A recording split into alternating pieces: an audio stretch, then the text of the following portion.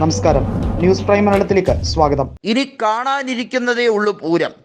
ഹരിയാന നിയമസഭാ തെരഞ്ഞെടുപ്പിന് മുന്നോടിയായി BJP ഒറ്റയ്ക്ക് ഭൂരിപക്ഷം നേടും എന്നൊക്കെ വലിയ പ്രഖ്യാപനമാണ് കേന്ദ്ര ആഭ്യന്തരമന്ത്രിയായ അമിത്ഷാ നടത്തിയിരിക്കുന്നത്. എന്നാൽ BJP നേതൃത്വത്തിന് മറ്റൊരു തിരിച്ചടി കൂടി നൽകിക്കൊണ്ട് ദുഷ്യന്ത് ചൗട്ടാല കോൺഗ്രസ് മുന്നണിയുടെ ഭാഗമാകും എന്ന് പ്രഖ്യാപിച്ചു കഴിഞ്ഞിരിക്കുന്നു. കോൺഗ്രസ് മുന്നണിയുടെ ഭാഗമാകുന്ന ദുഷ്യന്ത് ചൗട്ടാല കോൺഗ്രസിലേക്ക് JJPയെ ലയിപ്പിക്കുമോ ഇല്ലയോ എന്നുള്ള ചർച്ചയാണ് ഇപ്പോൾ നടക്കുന്നത്. ഇതിനായി ദുഷ്യന്ത് ചൗട്ടാല പാർട്ടി നേതൃത്വത്തിനോട് അഭിപ്രായം ചോദിക്കും. തീർച്ചയായും പാർട്ടിയിലെ അണികളാണല്ലോ JJPയുടെ എല്ലാം എന്ന് ദുഷ്യന്ത് ചൗട്ടാല തന്നെ വ്യക്തമാക്കി. കൃത്യമായി പറഞ്ഞാൽ 5 വർഷത്തിന് മുൻപെയാണ് ദുഷ്യന്ത് ചൗട്ടാല തൻ്റെ പാർട്ടി രൂപീകരിച്ചത്. JJP എല്ലാ സീറ്റുകളിലും മത്സരിച്ചു. ഒടുവിൽ 10 സീറ്റുകൾ നേടിയെടുക്കാൻ കഴിഞ്ഞു. അതിനുശേഷമാണ് BJPക്ക് കേവല ഭൂരിപക്ഷം ഇല്ലാത്തതിനാൽ BJPക്ക് സപ്പോർട്ട് കൊടുത്തുകൊണ്ട് അവർക്ക് മന്ത്രിസഭ രൂപീകരിക്കാനുള്ള സഹായം ചെയ്തുകൊണ്ട് ദുഷ്യന്ത് ചൗട്ടാല മന്ത്രിസഭയിൽ പ്രവേശിച്ചത്.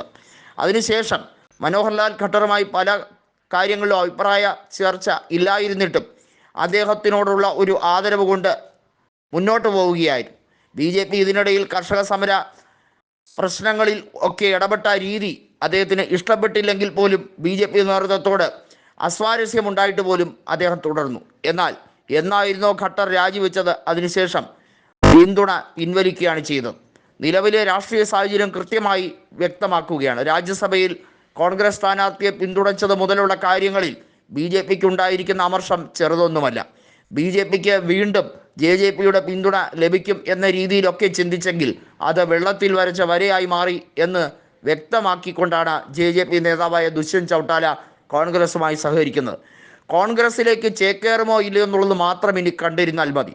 JJPയെ കോൺഗ്രസിൽ ലയിപ്പിക്കുന്ന കാര്യത്തിൽ പല കമ്മിറ്റികളിലും പല ജില്ലാ കമ്മിറ്റികളിലും വലിയ രീതിയിൽ അദ്ദേഹത്തിന് പിന്തുണ നൽകിക്കൊണ്ടിരിക്കുകയാണ്.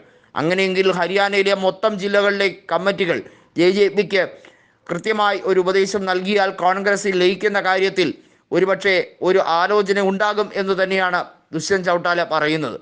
അങ്ങനെ വന്നാൽ ഭൂപീന്ദർ സിംഗ് ഹൂഡയുടെ സർക്കാരിൻ്റെ ഭാഗമാകുന്ന രീതിയിലേക്ക് JJP തീർച്ചയായും പദ്ധതികൾ ആവിഷ്കരിക്കും.